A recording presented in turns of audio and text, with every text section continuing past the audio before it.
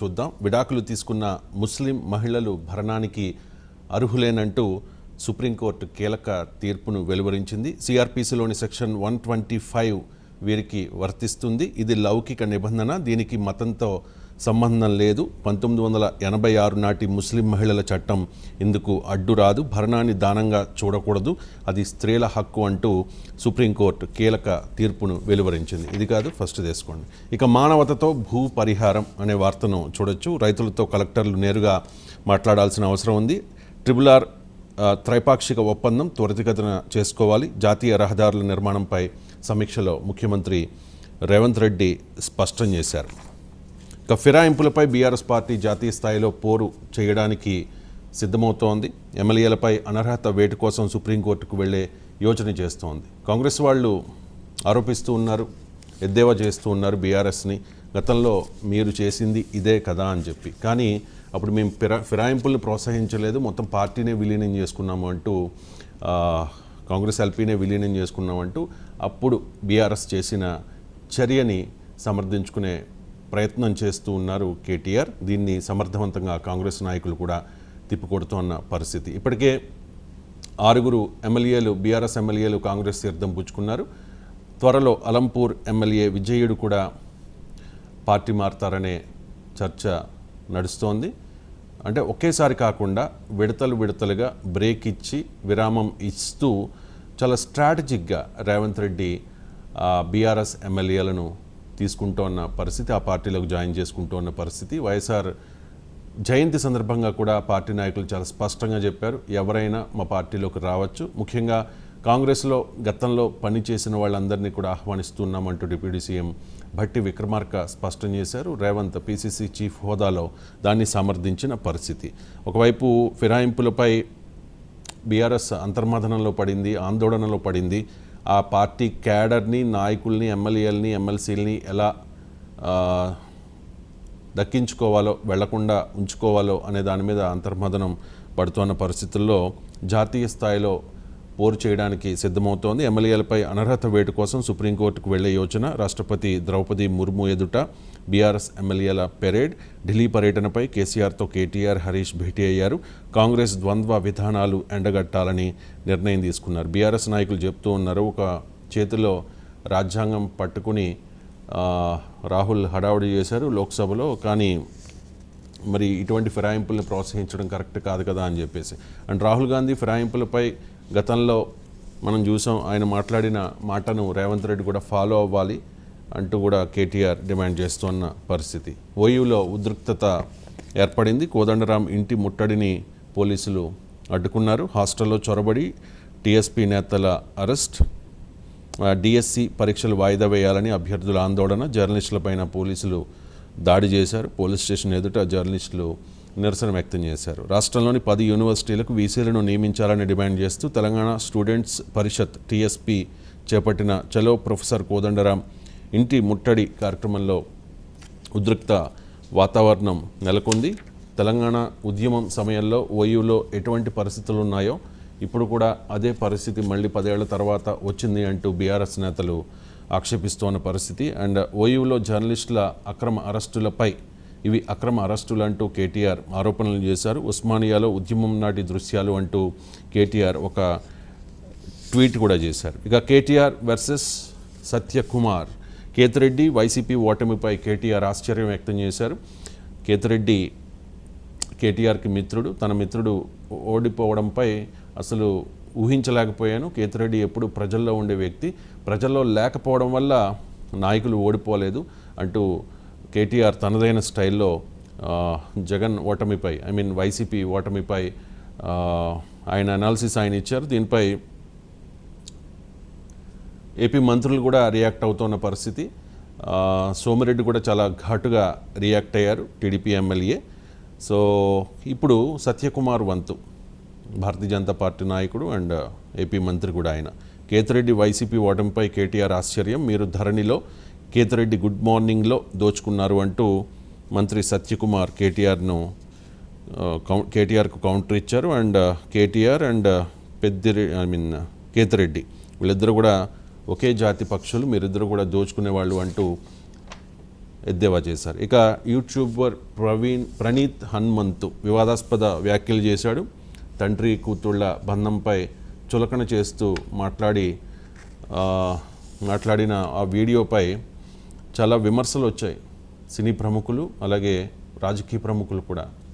రేవంత్ రెడ్డి, తెలంగాణ ముఖ్యమంత్రి రేవంత్ రెడ్డి చాలా ఘాటుగా రెస్పాండ్ అయిన పరిస్థితుల్లో బెంగళూరులో తెలంగాణ సైబర్ సెక్యూరిటీ బ్యూరో అదుపులోకి తీసుకుంది ప్రణీత్ హనుమంతును. పరారీలో ఉన్న ఇతర నిందితుల కోసం గాలింపు చర్యలు చేపడుతూ ఉన్నారు. ఇక బీజేపీ పోరుబాట. తెలంగాణలో ఎట్టి పరిస్థితుల్లోనూ 2028 అసెంబ్లీ ఎన్నికల్లో సత్తా చాటి అధికారం సాధించాలి అని ఊళ్ళూరుతోన్న భారతీయ జనతా పార్టీ తెలంగాణలో పోరుబాట స్టార్ట్ చేసింది. కాంగ్రెస్ 6 గ్యారంటీలు 421 హామీలపై ఆందోళనలతో ప్రజల్లోకి వెళ్లేలా కార్యక్రమాల్ని ఆ పార్టీ నాయకులు ఖరారు చేస్తూ ఉన్నారు. సర్కారు వాగ్దానాల అమలుపై పట్టుబట్టేలా నిరసనలు. ఇప్పటికే రైతులు, మహిళలు, నిరుద్యోగ సమస్యలపై వివిధ రూపాల్లో నిర్వహణ. 7 నెలల పాలనలో ప్రభుత్వ శాఖల్లోని అవినీతి అక్రమాలపై పోరాటాలు చేసేందుకు భారతీయ జనతా పార్టీ తెలంగాణ శాఖ రెడీ అవుతోంది. ఒకవైపు బీఆర్ఎస్లోని నాయకులందరూ కూడా ఒక్కొక్కరుగా కాంగ్రెస్లో జాయిన్ అయిపోతూ ఉన్నారు.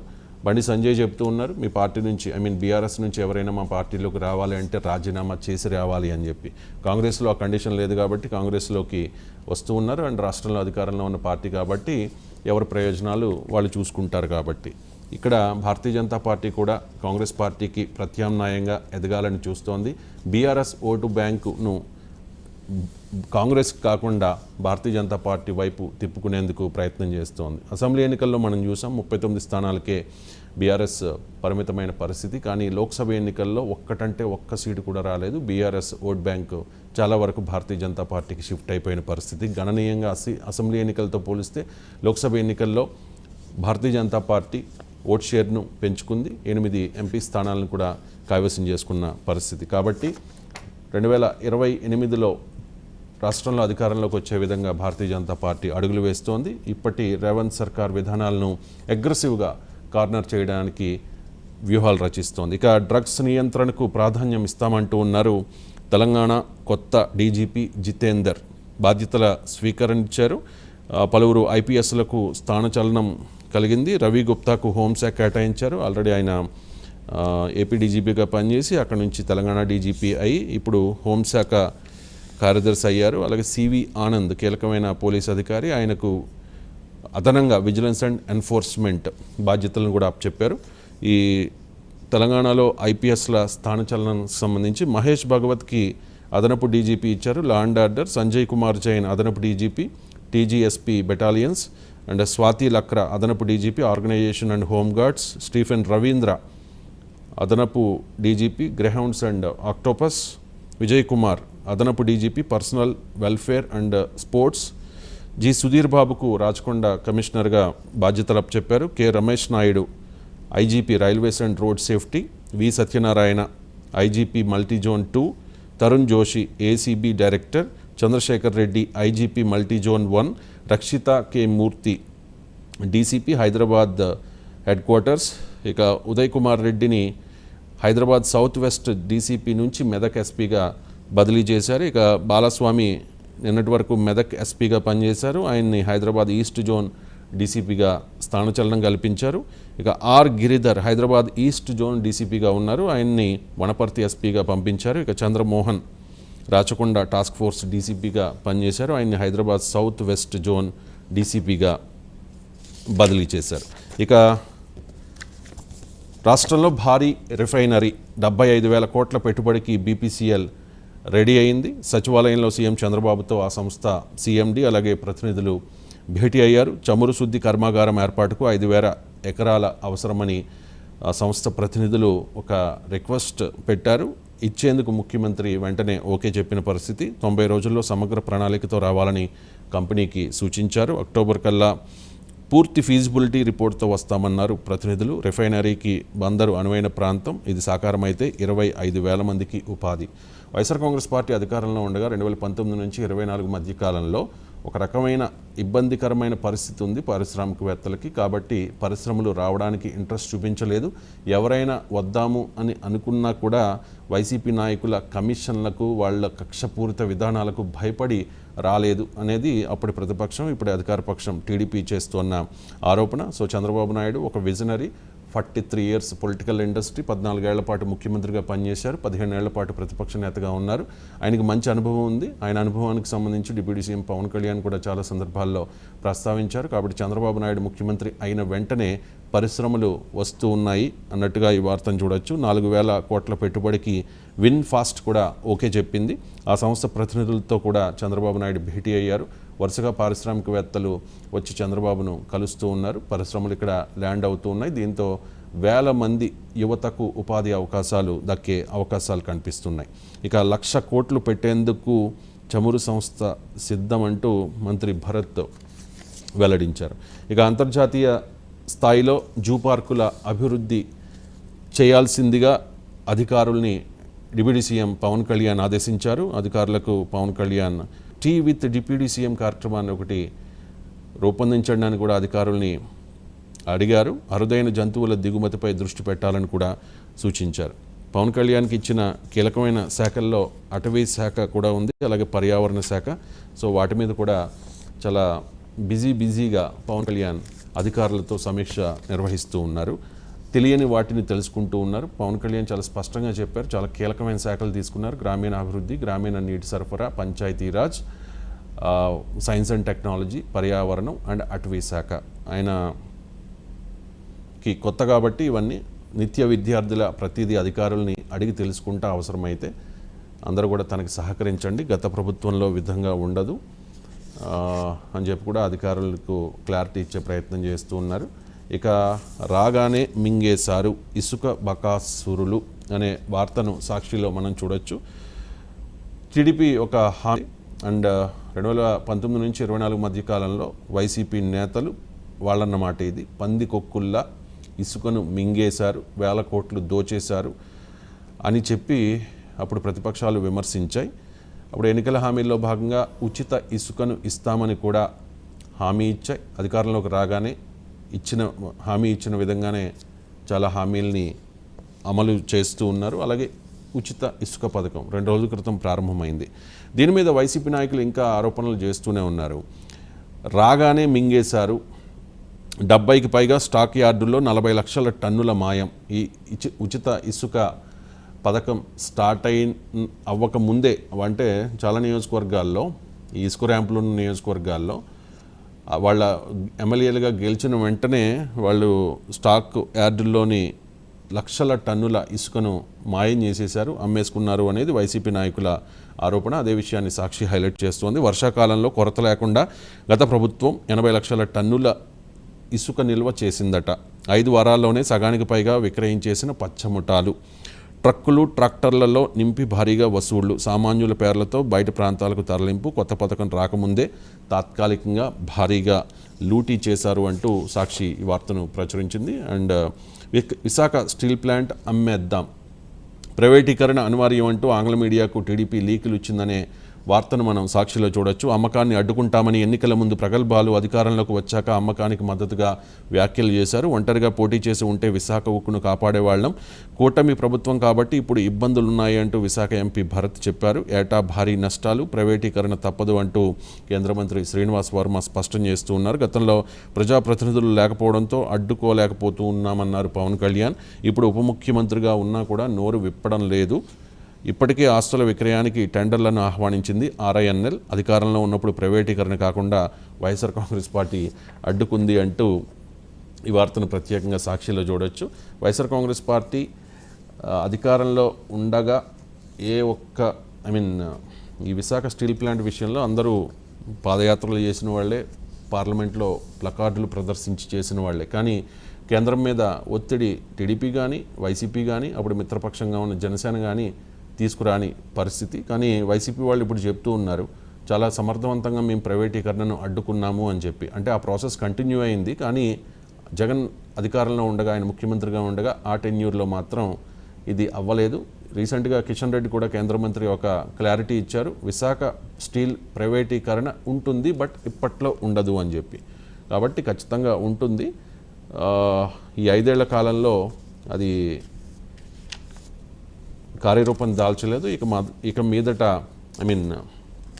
విశాఖ స్టీల్ ప్లాంట్ ప్రైవేటీకరణకు వడివడిగా అడుగులు పడుతున్న పరిస్థితి. మరి చూద్దాం ఈ ఆంధ్రప్రదేశ్కు చెందిన పార్టీలు ఎంతవరకు దీన్ని ఆపగలుగుతాయో. ఎన్నికల ప్రచారంలో భాగంగా టీడీపీ నాయకులు, జనసేన నేతలు కూడా చాలా క్లియర్గా చెప్పారు, విశాఖ స్టీల్ ప్లాంట్ ప్రైవేటీకరణను అడ్డుకుంటామని చెప్పి. మరి ఎంతవరకు అడ్డుకుంటారనేది చూడాలి. ఇక నెక్స్ట్ వార్త, అలా వచ్చి ఇలా వాలిపోతూ ఉన్నారు అంటూ వైఎస్ఆర్ కాంగ్రెస్ పార్టీలో వైసీపీ అధికారంలో ఉండగా జగన్కి వీర విధేయులుగా భక్తులుగా ఉన్నవాళ్ళు ఇప్పుడు ఈ గవర్నమెంట్లో కూడా మంత్రుల పేచీల్లో వైసీపీ వీరభక్తులు చేరిపోతూ ఉన్నారు అనే వార్తను ప్రత్యేకంగా మనం చూడొచ్చు. ఆంధ్రజ్యోతిలో పిఎస్లు ఓఎస్డీలుగా కీలక శాఖల్లో పాగా, గనుల దొంగకు ఏకంగా పట్టాభిషేకం, మైనింగ్ మంత్రి ఓఎస్డీగా రాజాబాబు, నియామకానికి కదుపుతోన్న పావులు, గనుల శాఖలో పనులు చక్కబెట్టేందుకు తెర వెనుక కాకినాడకు చెందిన ఒక నేత చక్రం తిప్పుతూ ఉన్నారు. విషయం తెలిసి అప్రమత్తమైన ప్రభుత్వం, ఆ నేత వ్యవహారంపై మొదలైన విచారణ. ఐ థింక్ కాకినాడకు చెందిన నేత అంటే మేబీ ద్వారంపూడి చంద్రశేఖర్ రెడ్డి అయి ఉండవచ్చు. రామతీర్థం ఘటనలో బాబును అరెస్ట్ చేసిన అనిల్, హోంమంత్రి అనిత పేషీలో ఇప్పుడు ఓఎస్డీగా అనిల్ ఉన్నారు.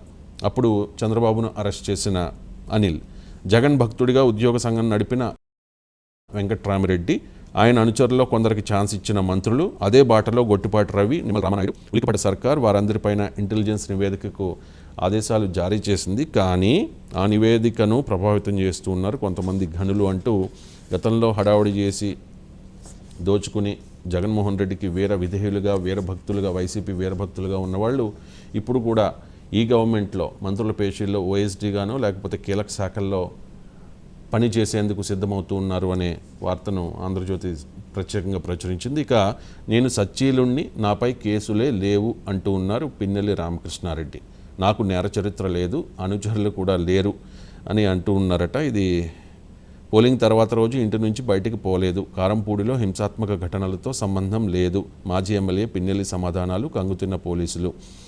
అండ్ ఇంకొకటి, ఆ రోజు పాల్వాయి గేట్ పోలింగ్ బూత్లోకే వెళ్ళలేదు అని చెప్పి విచారణలో ఆయన చెప్తూ ఉన్నారట. మనం విజువల్స్లో క్లియర్గా చూడొచ్చు. పిన్నెల్లి రామకృష్ణారెడ్డి మాచర్ల మాజీ ఎమ్మెల్యే, అప్పుడు ఎమ్మెల్యే హోదాలో ఉన్నారు. ఎలక్షన్స్ జరిగే క్రమంలో ఆయన పాల్వాయి గేట్ పోలింగ్ బూత్లోకి వెళ్ళిన దృశ్యాలను మనం చూడొచ్చు.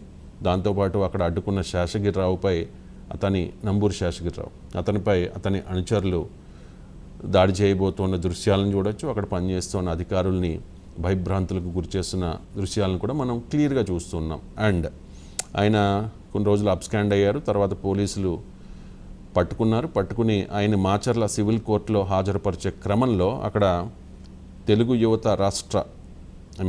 యువత జిల్లా అధ్యక్షుడు పల్నాడు జిల్లాకి శివ కడుపులో గుద్దే ప్రయత్నం చేశారు. దాంతో ఆయనపై 323 ఐపీసీ సెక్షన్ 323 కింద ఆయన మీద మరో కేసు కూడా నమోదైన పరిస్థితి. కాబట్టి విచారణలో పొంతనలేని సమాధానాలు చెప్తూ ఉన్నారు. విచారణకు ఎట్టి పరిస్థితుల్లోనూ పిన్నెల్లి సహకరించడం లేదు అనేది వార్త. అండ్ పిన్నెల్లి బెయిల్ పిటిషన్లపై ఈ నెల 18న కోర్టు తీర్పు చెప్పబోతోంది. పిన్నెల్లి రామకృష్ణారెడ్డి ఆయన చిన్న తప్పు చేయలేదు, ఎన్నికల ప్రక్రియనే అపహాస్యం చేసేలా ఈవీఎంని ధ్వంసం చేశారు.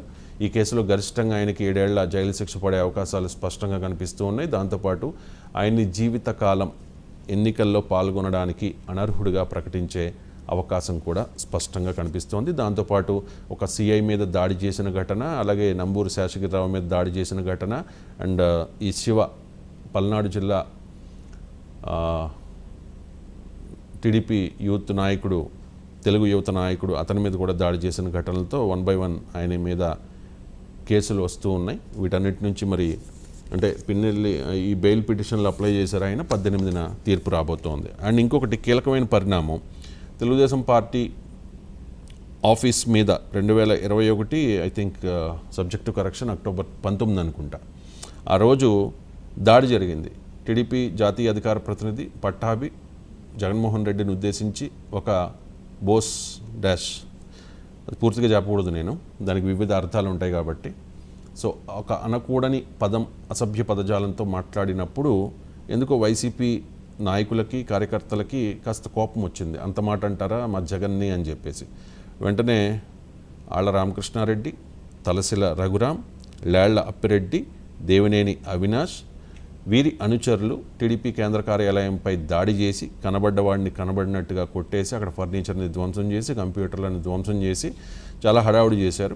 దీని మీద అప్పట్లో కేసు కూడా నమోదైంది. కానీ అప్పుడు జగన్ అధికారంలో ఉన్నారు కాబట్టి ఎటువంటి చర్యలు తీసుకోలేదు. పోలీసులు పక్షపాతంగా వ్యవహరించారు అనేది టీడీపీ ఆరోపణ. ఇప్పుడు టీడీపీ కూటమి గవర్నమెంట్ వచ్చింది కాబట్టి ఆ పరిస్థితి ఉండదు. ఖచ్చితంగా కేసును రీఓపెన్ చేశారు. ఎవరైతే ఆరోపణలు ఎదుర్కొంటూ ఉన్నారో ఆళ్ల రామకృష్ణారెడ్డి, లేళ్ల అప్పిరెడ్డి, తలసిల రఘురాం, దేవినేని అవినాష్ వీళ్ళందరినీ కూడా అరెస్ట్ చేసే అవకాశం ఉందన్న వార్తలతో వాళ్ళు ఇంక్లూడింగ్ సజ్జల ముందస్తు బెయిల్కి అప్లై చేసుకున్నారు. విచారణ ఇవాళ జరగబోతోంది. సో ముందస్తు బెయిల్ ఇస్తారా లేదా అనేది చూడాలి, కోర్టు పరిధిలో ఉన్న అంశం. ఇక టీటీడీ మాజీ ఈవో ధర్మారెడ్డిపై విజిలెన్స్ విచారణకు ఆదేశించింది. సమాచార పౌర సంబంధాల శాఖ మాజీ కమిషనర్ విజయ్ కుమార్ రెడ్డిపై కూడా విజిలెన్స్ విచారణ జరగబోతోంది. రాష్ట్ర ప్రభుత్వం దీనికి సంబంధించి ఆరోపించింది. వైసీపీ అధికారంలో ఉండగా జగన్కి వీరభక్తులుగా వీళ్ళిద్దరూ పనిచేశారు. వీళ్ళతో పాటు చాలామంది చాలా శాఖల్లో కీలక శాఖల్లో పనిచేశారు కాబట్టి వాళ్ళందరి మీద సిఐడి అండ్ విజిలెన్స్ విచారణ జరగబోతోంది అని చెప్పి ఆల్రెడీ ప్రభుత్వం టీడీపీ నాయకులు చెప్పారు. దానికి అనుగుణంగా ధర్మారెడ్డి మీద అలాగే విజయ్ కుమార్ రెడ్డి పైన కూడా విజిలెన్స్ విచారణ జరగబోతోంది. ముఖ్యంగా శ్రీవాణి టిక్కెట్లు సహా అన్నిటా అవినీతికి పాల్పడ్డారని ధర్మారెడ్డిపై ఫిర్యాదులు అందాయి. టీటీడీ అంటే తిరుమల తిరుపతి దేవస్థానం, తిరుమల ఒక పవిత్ర క్షేత్రం, శ్రీవారి సన్నిధి, దేశ విదేశాల నుంచి లక్షల మంది భక్తులు వస్తూ ఉంటారు. అలాంటి పుణ్యక్షేత్రాన్ని ఒక రాజకీయాలకు కేంద్రంగా చేసేశారు. కోట్ల రూపాయలు దండుకున్నారు. వైసీపీ నాయకులకు ప్రోటోకాల్ని ఉల్లంఘించి, ఫర్ ఎగ్జాంపుల్ రోజా, పెద్దిరెడ్డి ఇలాంటి వాళ్ళందరికీ కూడా ఇష్టం వచ్చినట్లు దేనికైనా ఒక రూల్ ఉంటుంది కదా, సామాన్య భక్తులు ఇబ్బంది పడేలా గతంలో ధర్మారెడ్డి హయాంలో చాలా చేయకూడని పనులు చేశారు అనే ఆరోపణ మొదటి నుంచి టీడీపీ అండ్ జనసేన చేసింది. సో దానికి అనుగుణంగా ముఖ్యంగా ఈ శ్రీవాణి టిక్కెట్ల విషయంలో చాలా పెద్ద ఇష్యూనే నడిచింది టీడీపీ వైసీపీల మధ్య అప్పట్లో. సో విజిలెన్స్ విచారణ జరగబోతోంది.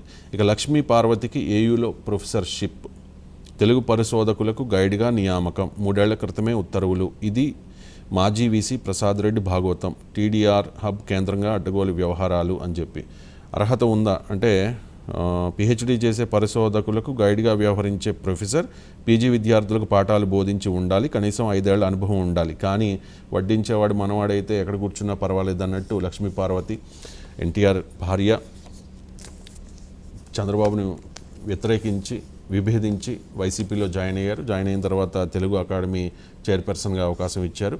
దాంతోపాటు ఏయూలో ప్రొఫెసర్షిప్ కూడా ఇచ్చారట. ఆ విషయం ఇప్పుడు లేటుగా బయటపడింది. ఈ విషయాన్ని ఆంధ్రజ్యోతి హైలైట్ చేస్తోంది. ఇక విద్యాలయాల్లో గంజాయి ఆనవాళ్లు లేకుండా చేస్తామంటూ ఉన్నారు మంత్రి లోకేష్. ఇడుపులపాయ ట్రిపుల్ ఐటీలో గంజాయి దొరికిన ఘటనపై విచారణకు ఆదేశాలు జారీ చేశారు. క్యాంపస్ సమస్యలపై తల్లిదండ్రులు ఫిర్యాదు చేశారు. వెంటనే లోకేష్ రెస్పాండ్ అయ్యారు. లోకేష్ ఈ మధ్యకాలంలో విద్యార్థులతో భేటీ అవుతూ ఉన్నారు. విద్యాశాఖ మంత్రి హోదాలో ఆయన ఒక చిన్న మెసేజ్ పెట్టండి చాలు నాకు, వెంటనే నేను స్పందిస్తానంటూ కూడా విద్యార్థులకు క్లారిటీ ఇచ్చారు. అండ్ ముఖ్యంగా ఈ జగన్ హయాంలో గంజాయి అదుపు లేకుండా యూనివర్సిటీస్లో అవ్వచ్చు, స్కూల్స్ కాలేజెస్లో అవ్వచ్చు విచ్చలవిడిగా అమ్మేసి వైసీపీ నాయకులు జేబులు నింపుకున్నారు అనే ఆరోపణ గతంలో టీడీపీ చేసింది. కాబట్టి ఇప్పుడు ఆ గంజాయి ఆనవాళ్లు లేకుండా చేస్తామని చెప్పి ఈ ప్రభుత్వం చెప్తోంది. లోకేష్ అదే విషయాన్ని స్పష్టం చేస్తూ ఉన్నారు. ఇక చంద్రబాబు అండ్ రేవంత్ రెడ్డి భేటీ శుభ పరిణామం అంటూ ఉన్నారు వైసీపీ ఎంపీ వైవి సుబ్బారెడ్డి. చంద్రబాబు రేవంత్ల భేటీ మీద అంబటి రాంబాబు కానీ ఇంకా చాలామంది నాయకులు వేరే రకంగా స్పందిస్తే అది చంద్రబాబు నాయుడు అండ్ రేవంత్ రెడ్డి వీళ్ళందరూ కూడా ఒకే నాణానికి ఉన్న 2 వైపులు లాంటి వాళ్ళు. కాబట్టి ఒక లోపాయకారి ఒప్పందం ఉంది, రేవంత్ రెడ్డి చంద్రబాబు నాయుడు శిష్యుడే అని చెప్పి అంబటి రాంబాబు ఇంకా చాలామంది వైసీపీ నాయకులు ఎద్దేవా చేస్తే వైవి సుబ్బారెడ్డి మాత్రం ఇది విభజన సమస్యల పరిష్కారానికి ఆంధ్రప్రదేశ్ తెలంగాణ రాష్ట్రాల ముఖ్యమంత్రులు చంద్రబాబు నాయుడు రేవంత్ రెడ్డి భేటీ కావడం శుభ పరిణామం అంటూ ఆయన కామెంట్ చేశారు. ఇక చివరగా వైఎస్ జగన్మోహన్ రెడ్డి రాజీనామా చేయబోతూ ఉన్నారు ఎమ్మెల్యే పదవికి. ఆయన కడప నుంచి ఎంపీగా పోటీ చేస్తారు అనే ప్రచారం మొదటి నుంచి జరిగింది. ఆ ప్రచారం మీద పెద్ద పెద్ద డిబేట్లు నడిచాయి, చాలా స్పెక్యులేషన్స్ వచ్చాయి. కానీ వైఎస్ఆర్ కాంగ్రెస్ పార్టీకి చెందిన నాయకులు ఎవరూ కూడా దీన్ని ఖండించలేదు. కాస్త లేటుగా ఎమ్మెల్యే పదవికి రాజీనామా చేసి ఈ ఎమ్మెల్యే పదవికి రాజీనామా చేసే ఆలోచన ఏమీ లేదు అని వైసీపీలోని ముఖ్య నాయకుడు ఎంపీ వైవి సుబ్బారెడ్డి స్పష్టతనిచ్చారు. అండ్ ఈ వార్త ఎలా బయటకు వచ్చింది అంటే వైసీపీ నుంచే ఒక ఫెయిలర్ వదిలారు. జనాల నుంచి ఎటువంటి రెస్పాన్స్ వస్తుందో సరైన రెస్పాన్స్ రాలేదు కాబట్టి